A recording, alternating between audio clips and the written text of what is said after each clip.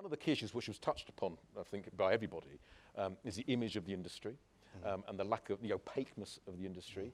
And for certain parts of the population, particularly those in more socially deprived backgrounds, and also from those who do not look like me, that's in particular of an issue, which I know is a huge focus of yourself. Just want to share some things that everyone here can be doing more of to actually help those sort of issues.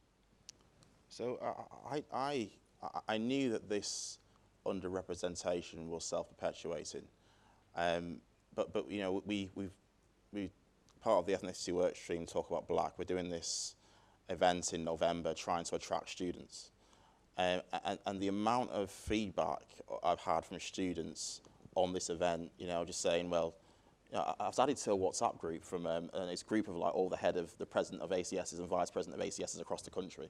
And the amount of questions I've got around, well, you know, will I not be alienated in the asset management industry when nobody looks like me, et cetera, et cetera.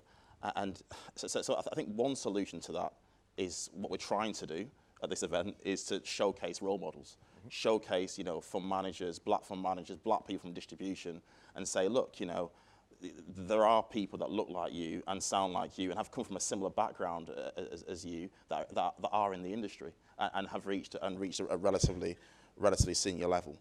But that's actually, you know, getting people in. I think the second point then is, as we've already touched on, is once people are actually in the building, is this inclusion or belonging? And I do think that there's so much work to do there. And I'll give a few examples. So the Citywire video, I did a Citywire video, you know, a few weeks ago, just talking about the challenges of being black in the asset management industry, and the amount of comments on there, you know, around people just didn't understand. They didn't understand.